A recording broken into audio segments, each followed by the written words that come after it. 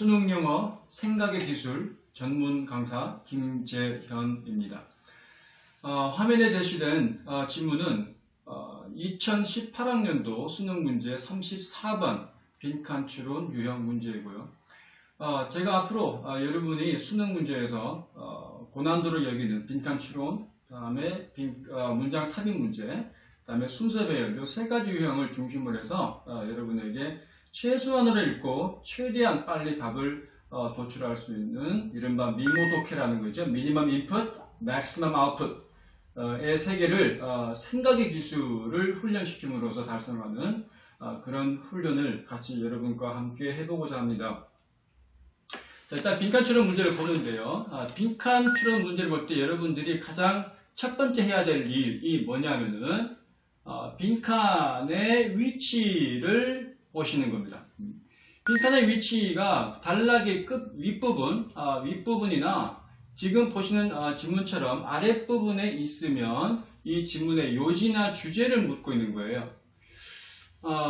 그랬을 경우에 우리가 어떤 식으로 이제 접근하냐 하면은 영어 논술에 관한 영어 라이팅을 훈련을 받아보신 분들은 익히 알고 계시겠지만 어떤 단락을 글을 쓸 때 그 단락의 요지나 주제문은 원칙적으로 이 단락의 상단부에 제시를 하도록 훈련을 받습니다. 많이 들어보신 얘기 같은데요. 그러면 그 아랫부분은 뭐냐면 이 주제를 뒷받침하는 세부적인 사항들이 쭉 나열이 되는 게 일반적이고요. 끝에 가서 다시 한번 이 글의 요지, 주제문이 한 번 더 반복되는 그런 경우가 대부분인 거예요. 이랬을 때 빈칸의 위치가 위나 아랫부분, 지금 보시는 것처럼 아랫부분에 있거나 또는 윗부분에 있으면 이 지금 빗금치는 부분, 윗부분에서 최대한 정보를 많이 얻어내셔야 됩니다. 네. 일단 한번 같이 한번 보시는데요. 자, 맨 위에 보시면 over the past 60 years, 60년 동안에 걸쳐서 기계적인 과정들 그랬어요. 뭐 금방 떠오르는 거 공장에서 물건 조립하는 산업용 로봇 보시죠. 네. 이런 것들이 replicated behaviors and talents라고 그랬네요. 어떤 행태와 재능을 복제를 했다는 얘기예요. 복제한다는 얘기는 똑같이 한다는 얘기잖아요. 말을 고지고대로 해석을 하지 말고 쉽게 좀 풀어주시면 훨씬 더 이해가 더 쉬워요. 어떤 학생들은 고지고대로 그대로 해석을 하는데 그러면 우리나라 말이 굉장히 어색해지면서 글이 이해가 잘 안 되는 경우가 많습니다. 그럴 때는 훨씬 더 말을 쉽게 좀 풀어주시면 좋아요. 자, 그래서 복제한다 그러지 말고 똑같이 하더라는 얘기죠. 어떤 행태와 재능이냐면 인간에게 유니크했었던 우리가 생각한데 그러니까 인간들만이 할 수 있었던 그렇게 생각했던 행동과 재능들을 똑같이 하더란 말이에요. 기계적 과정들이. 예. 그렇게 되면서 우리는 change our minds. 우리들의 생각을 바꿔야 했다 그랬어요. 뭐에 관한 생각? About what sets us apart 그랬네요. 우리를 좀 분리시키는 것. 다시 말해서 인간과 기계를 기계적 과정, 기계를 좀 차이가 뭐냐? 우리는 인간은 기계가 할 수 없는 무엇을 할 수 있느냐? 이런 데 관한 우리들의 생각을 많이 바꿔야 했다 그랬어요. 자, 그러면 이 부분에서 기계가 많은 인간의 어떤 활동들을 대신하게 되면서 인간이 봤을 때 기계가 이런 것도 할 수 있네? 이런 생각을 하게 됐다. 이런 얘기죠. 그런데 자, 여기서 굉장히 중요한 팁을 하나 드리겠습니다. 첫 번째 도입부 문장 그 다음 문장의 앞부분을 보시면요. 지금 줄 그어지는 부분이 있잖아요. 이 앞부분을 보시면 이 빗금치는 부분, 이 부분을 계속 읽어야 할지 말아야 할지 힌트를 얻을 수가 있어요. 자, 그건 무슨 얘기냐면은 지금 밑줄 친 이 부분에서 나오는 내용이 맨 처음에 읽었던 윗부분의 문장, 이 문장의 맥락을 그대로 계승을 해서 말을 하느냐 아니면 말의 내용을 뒤집느냐 이 부분이 굉장히 중요하다고요. 만약에 말을 뒤집으면 윗부분보다도 이 중간 부분에서 답에 대한 정보가 쏟아질 확률이 99%가 되는 것이고 만약에 이 줄친 부분의 내용이 앞서 읽었던 첫 번째 문장의 내용을 그대로 비슷한 각도에서 서술을 한다면 이 중간 부분은 사실은 별 읽어봤자 시간 낭비에 불과한 그럴 확률이 높다는 얘기예요. 그럴 때는 우리는 바로 밑으로 내려갈 수가 있다는 얘기죠. 바로 밑으로 내려가서 아까 빈칸의 위치가 위아래에 있으면은 주제문이라 그랬지 않습니까? 그래서 윗부분을 이렇게 읽으시고 이 중간 부분에서 이 뒷끊긴 부분에서 별다른 어떤 맥락의 변화가 없다면 바로 내려가서 아래 부분에서 끝을 내주시는 거예요. 예, 그런 식으로 빈칸의 위치를 봐서 어떻게 접근을 하겠다는 전략을 먼저 생각을 하시고 들어가셔야 됩니다. 자, 보시면 네 번째 줄 한번 볼까요? 자, as we invent more species of AI 그랬어요. 우리 인공지능이라는 거에 더 다양한 종류를 invent해요. 새롭게 만들어내게 되면서 우리 AI 종류가 많지 않습니까? 하게 되면서 우리는 forced to surrender 그랬네요.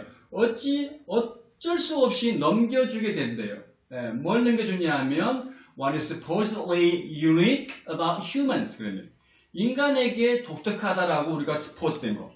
인간만이 할 수 있다는 거에 관한 많은 부분들을 AI에게 넘겨줘야 돼요. 네, 그러면 자 여기서 여러분 보세요.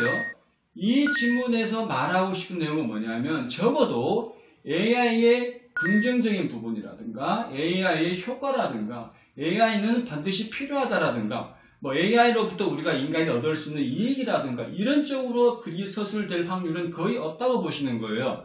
그러면 AI라는 것과 인간이라는 것, 인간 사이에 이런 역학관계가 어떤 식으로 바뀌느냐, 어떤 식으로 정의를 할 거냐, 뭐 어떻게 달라지냐 이런 부분에 관한 글이라는 거는 쉽게 알 수가 있죠. 그러면 중간 부분은 생략을 할 수가 있고 바로 밑으로 내리꽂을 수가 있다는 얘기예요. 그러면 자 밑에 적당히 봐서 여기 단락이 시작되는 부분, 새로운 문장이 시작이 되죠. In the grandest irony of all 그랬네요. 그 모든 것 중에서도 가장 큰 아이러니 속에서 아이러니라는 게 역설적이라는 건데 the greatest benefit 그랬네요. 최대 이익이라 그랬네요. 그러면 AI가 인간의 활동을 완전 잠식을 하게 되면 여러 가지 그죠? 인간의 어떤 역할을 빼앗는다거나 뭐 직업의 종류가 준다거나 인간이 일자리를 잃는다거나 여러 가지 그런 부정적인 면이 있겠지만 오히려 좋은 게 있다는 얘기죠. 좋은 게 바로 아이러니라고 표현을 하는 거고 그 아이러니 중에서 가장 큰 아이러니, 다시 말해서 가장 큰 이익은 뭐냐면은 will not be increased productivity 또는 economics of abundance 아니면 new way of doing science라고 그랬네요. 자, 이 not이라는 게 중요하게 됩니다. AI가 등장하게 되면서 가장 큰 이익은 뭐가 아니래요? 생산성이라든가 아니면 풍요라든가 아니면 과학을 하는 새로운 방법이라든가 이런 게 아니래요. 이 모든 것들이 발생은 하겠지만 그랬네요. 그럼 AI가 들어오게 되면서 여러 가지 생산성 증가라든가 풍요 등등 다 좋은 점이 있겠지만 그것이 가장 큰 장점은 아니라고요 그랬어요. 그러면 뭐냐? The greatest benefit of the arrival of artificial intelligence 그랬네요. 인공지능이 도래하게 되면서 가장 큰 이익이라는 것은 이렇게 나왔어요. 그러면 인공지능이라는 것과 여러분은 뭐가 결부시켜서 이 질문의 결론을 봐야 되겠어요? 인간이라는 것과 인공지능이라는 것이 어떻게 서로 맞물려 돌아갈 거냐 이런 부분에 관한 글이라는 걸 알 수가 있어요. 그렇죠? 자, 그래서 이 상태에서 초이스를 같이 한번 보겠습니다.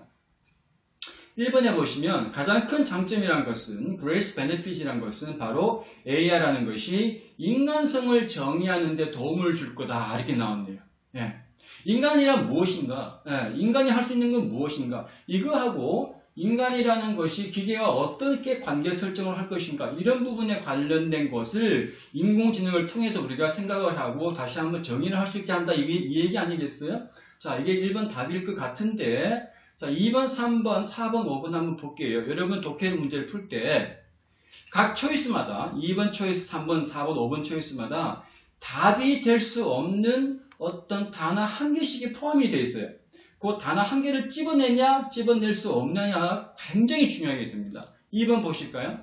자, 가장 큰 이점이라는 것은 인간이란 것이 AI와 똑같아질 수 있다는 거로 그랬네요.